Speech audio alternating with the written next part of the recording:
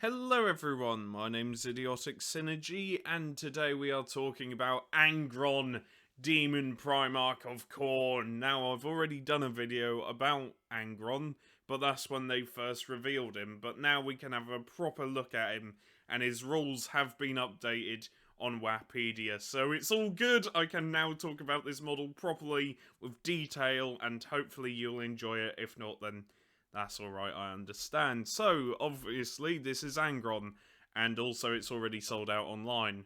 Because, of course it is. In fact, a lot of the World Eaters stuff have just been sold out. Even Khorne the Betrayer is sold out. So, yeah, if you're a World Eaters fan, then, yeah, I can see why you'd want to pick up Angron, because he's probably, in my opinion, one of the best Chaos models that you can buy for 40k. I think it's better than Bellicor, if I'm being honest. It's one of those models that you need to be confident in your painting and your building, but once you've done it all very nicely and it looks amazing, you can be happy with it. It's one of those centerpiece models that you just feel proud of having. Unfortunately, I don't think I will ever own this model because my painting's terrible, and he's also 95 quid, which is a lot of money.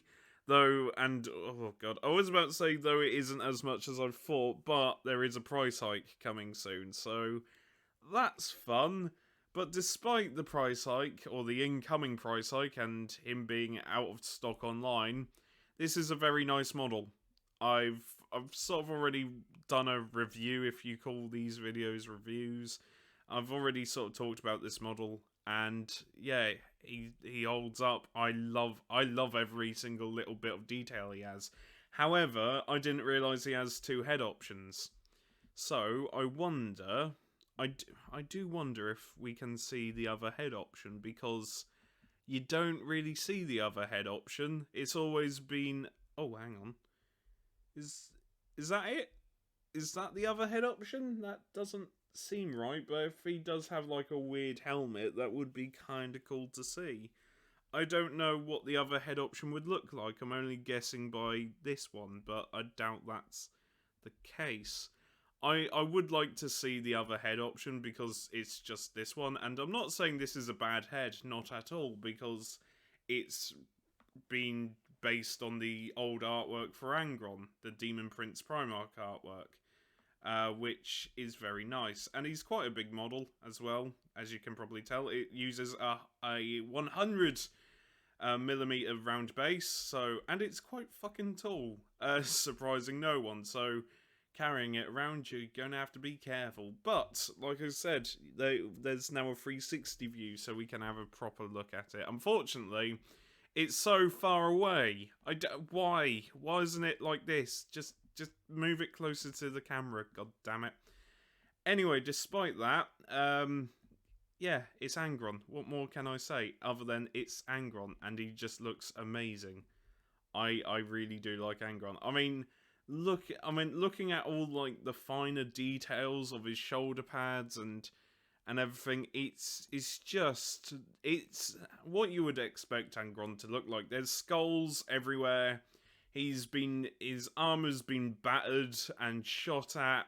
Even his wings, there's like tears in his wings, obviously from like bullets, or I was about to say knife wounds. I've got a really just the image of a guardsman just going, fuck it, bayonet charge, and managing to get like one really good stroke on Angron in the wing, like up here or something. He just jumped and went stab before being ripped apart. That's quite a silly image, but I quite like the idea of just a bunch of guardsmen just bayoneting charging Angron. That that would be silly, but I would like to see that happen. Just in a book, a bunch of guardsmen try and bayonet charge Angron.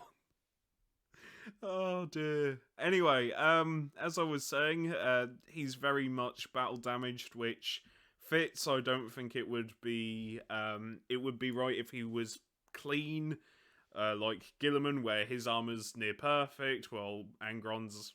It would just look really weird if Angron, Demon Prince of Khorne would be would be without the battle damage. It would look quite weird, so I quite like the battle damage. I like the large amount of skulls he has. I like his shoulder pads. I like the sword, now that I know the lore behind the sword. It's as stupid as you could imagine. Basically, he he beat a demon to death, forging the sword. It was an iron bar, and he just kept on beating the Slanesh demon until he forged the sword using the Slanesh demon as a battering ram. It's really weird. Like, the lore behind the sword's really weird, but I do like the chain axe. His chain axe is lovely. And I know that I know that Khan has Gorechild, and I wouldn't want to take it away, but it just feels odd to me that Angron doesn't have two chain axes, but mainly because I've reread Betrayer again recently, so him having one chain axe, one sword doesn't seem right. He needs to have both. He needs to have Gorechild and Gorefather. I do like I do like the chain axes, but obviously, considering the absolute size of Angron, those two chain axes that he had would be tiny. So obviously, he has to deal with his rather big chain axe and rather big sword that he forged out of a Slanesh demon. Which, you do you, you do you, Khan.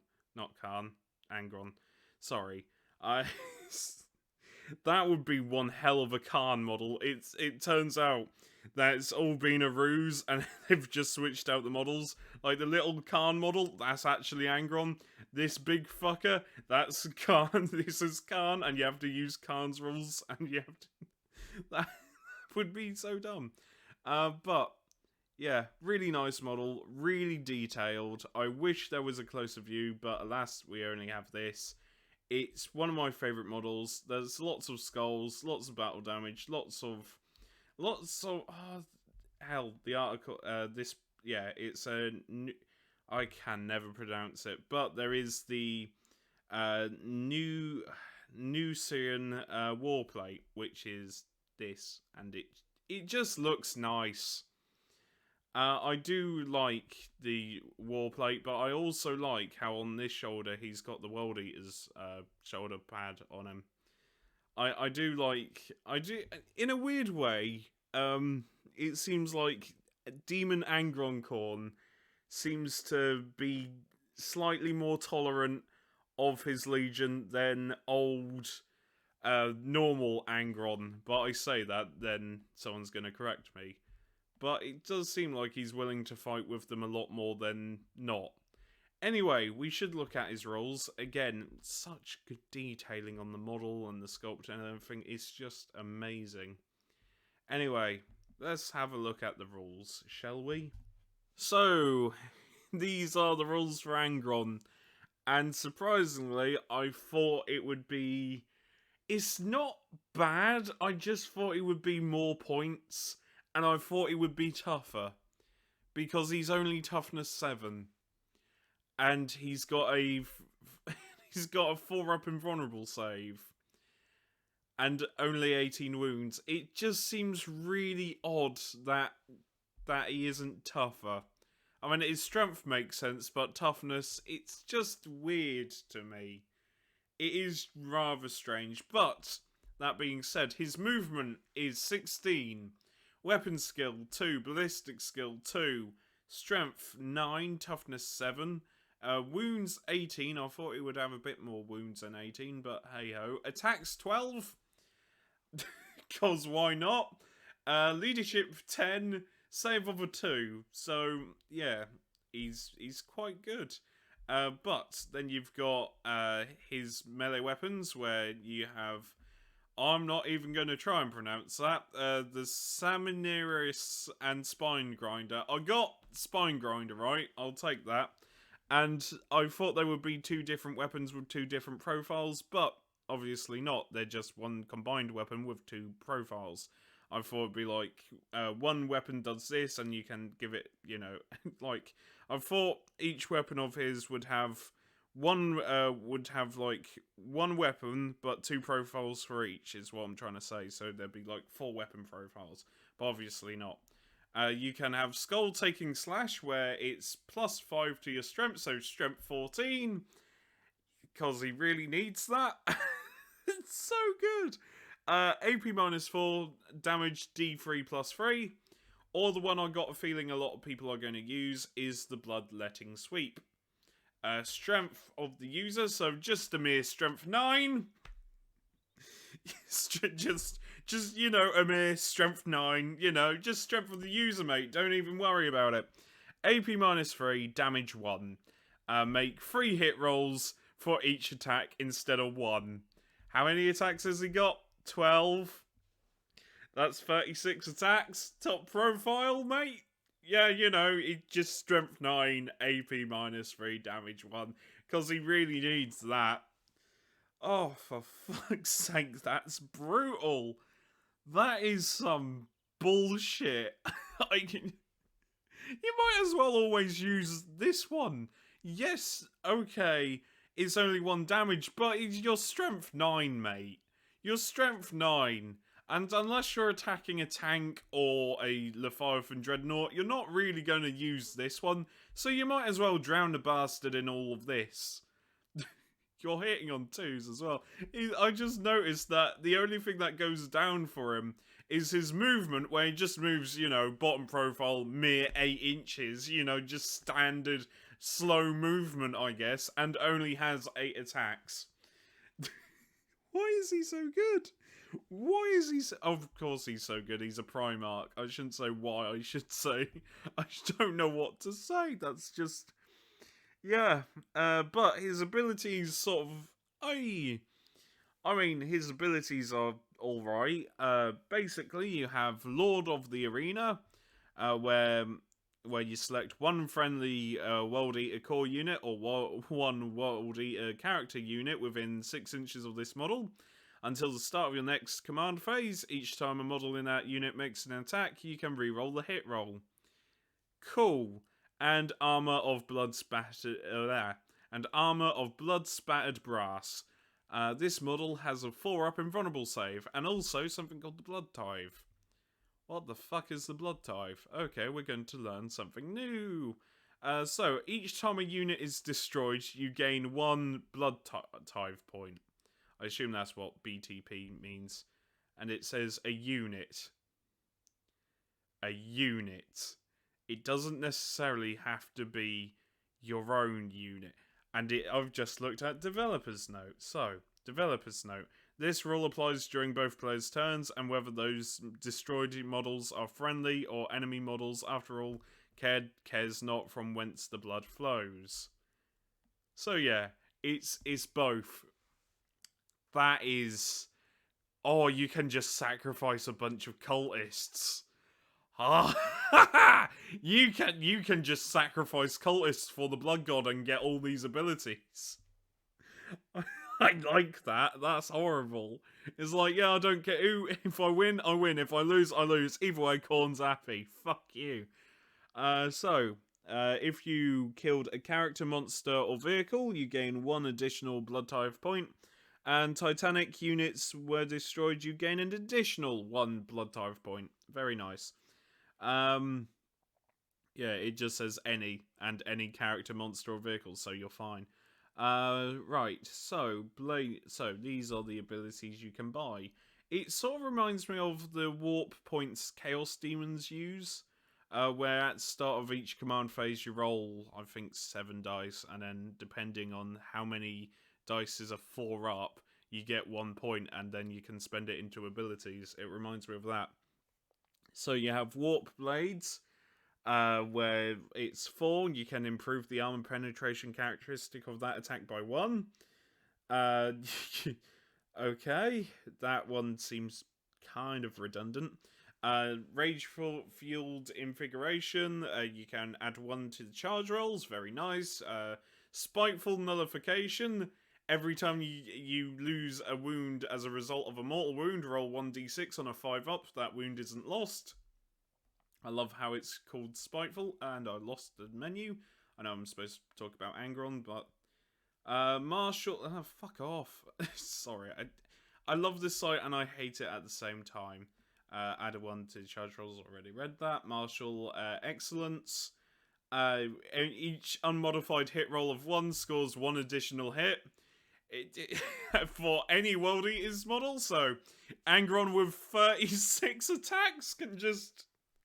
If you roll any 6s, it's another additional hit. Oh, for fuck's sake. Oh, that's fun, isn't it? That's just fun. Until the end of the battle, each time a melee attack made by a worldie is model from your army, add 1 to the attack's hit roll. Each time until the end of the battle. Oh, these are until the end of the battle. Okay. I shouldn't notice that because it said that okay, so it's not like a per turn. So if you're doing really well, then or really badly, you can just spend it on all these things. On a 6-up, you don't lose a wound. Wrathful Devotion. Okay, and Total Carnage. Oh, fuck off. I hate this one. This one's shit. I don't like it. I don't like this one. This one is shit. An unmodified hit roll of a 6 automatically wounds the target. Fuck off. I really hate rolls like that. It's like, I rolled 6 automatically wounds. Fuck off. It's, Guardsmen have something similar and it's just so fucking irritating. Yeah, it's like, by the way, I just fucking wound you for like 80 damage. Fuck you. Oh, joy. Wonderful. Yeah, Guardsmen are surprisingly quite good in shooting. Who knew? Reborn in Blood. Sorry. 6. Yeah, okay, you can just... you can just... Oh, fuck right off. No, you don't. Place a destroyed Angron unit for 6 blood type points from your army into Warp Strike with 8 wounds remaining. That model is no longer considered to be destroyed. You can set him up again in your reinforcement step as if it had the Warp Strike ability. Oh, fuck off, you cunts. 8 wounds, so that's just middle bracket, mate. So, you put him 9 inches away, he gets charged, that's 10 attacks, and yeah, okay, you can just revive Angron. Of course you can. Oh god, the World Eaters are going to be a pain in the arse, aren't they? But then again, they're not a shooting army. They're a melee army. Oh god. I can see so much bullshit. Just, oh yes, my Angron's dead. Fuck you, he comes back. Just, It doesn't say you can't do it multiple times either. It says,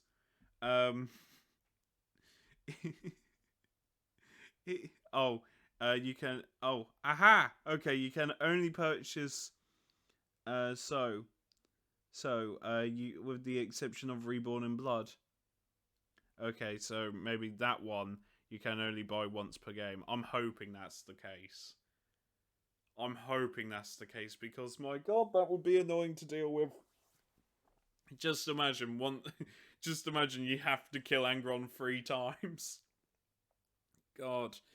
I can see someone just running it like a bunch of, like, a squad of 10 cultists, deliberately getting them killed off, and then just bringing back Angron every time. Oh, mate. Anyway, sorry for that massive diversion. Don't like it. So, Wrathful Presence, you select 1 aura. Oh, god, this video is a mess, but then again, if you're still watching, thank you. Infectious Rage, while a World Eater's core unit is within 6 inches of this model, add 1 to the attacks characteristic in that unit. Because that's what the World Eaters are probably lacking, the lack of attacks. Glorious Bloodletting. Ew. While another friendly World Eaters unit is within 6 inches of this model, each time a model in this unit makes a melee attack, reroll a hit roll of 1. And you get to change these until the start of your next command phase, or keep them. While a unit while a unit is within 6 inches of this model, it cannot fall back. So you just lock people in melee, do you, Angron? You fucking bastard. Oh well. Night Lords have to pay for the privilege of that, you know? You know, one command point. Haha, you can't run away. Well, we're fucked. Bloody hell. It's so fucking brutal. It's so brutal. Yeah, the Red Angel. While an enemy unit with the objective secured ability is within 6 inches of this warlord, it loses that ability. Oh god. So even if you play Custodes or not, I feel bad for Knight players. Then again, does anyone actually just play Knights? I don't know. I don't know if anyone actually just exclusively plays Knights and that's it. I think that's always more of a, like, you bring one Knight, but your regular army's like Admech or Guard or something. I don't know if anybody just plays exclusively Knights. But turning off, like, objective secured so that Angron can just sit there fatly. Oh, God. That's just... I don't like that. Butcher Astartes. Okay, I was about to say you can't bring Khorne, but Khan's right there. Okay. I don't know what to say. That's just... Combined with the blood types, and the fact that Angron can just come back. Fuck off. Oh, mate, Can you spell power creep? Jesus. I mean, it's bad enough with Guard. It is bad enough with Guard. Yeah, Guard, it's like... if you play Cadian, like Cadian Guard, you can just do 5's auto wound, but 6's count as an additional hit, and they also auto wound. So with like shots of 30 shots, you can do like 90 if you roll perfectly. I doubt anyone done that, but you can do a lot of shots. And it's not fun to fight against because it just deletes all your units and you can't even get anywhere. So yeah, that's fun to deal with. And with World Eaters having a similar ability with thanks to the blood types, where 6's automatically wound and you've got a shit ton of attacks, when Bloodletting Sweep lets you do 36 attacks top profile, Angron's going to be a nuisance to kill. The fact that you can bring him back, but what I am sort of confused about is that he's got monster character, and he's got the monster character, and also, what is it that you need? So, monster character, and he counts as a unit. So do you gain 2 addition? No, you just gain 1 additional. Right, okay. Or, hang on. You gain 1 blood type. You gain additional. Okay, I got you. So it seems like you get an additional 3 blood types because he's a monster character and a unit, so you get 3 blood type points. Okay, I got you, I think. Anyway, I've been Idiotic Synergy, and World Eaters are going to be a pain in the ass. I'm just going to say that now. World Eaters are going to be a pain in the ass, but you know what?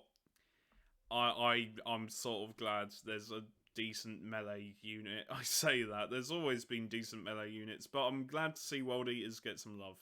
That's what I'm trying to say. World Eaters needed some attention. Now, Emperor's Children, you cowards. I want to see a brand new Lucius the Eternal model that's better than his shit counterpart. I don't like Lucius the Eternal's model. I just don't. So now, Emperor's Children. And then, please, for the love of God, do Night Lords. just because Night Lords need something. I'm not bitter. I'm not bitter that Night Lords have just been ignored constantly. Oh dear. Anyway, at least the Night Lords trilogy is the best bloody Warhammer book. I will fight you if you disagree. The Night Lords Omnibus is amazing. Anyway, I've been Idiotic Synergy, and I've said anyway too many times, but I've been Idiotic Synergy, and I will see you later. Remember, take care, stay safe, and look after each other. And also, remember, blood for the blood gold, skulls for the skull throne. Unless you're Nurgle. The better choice, the best choice. Always go with Nurgle. Bye.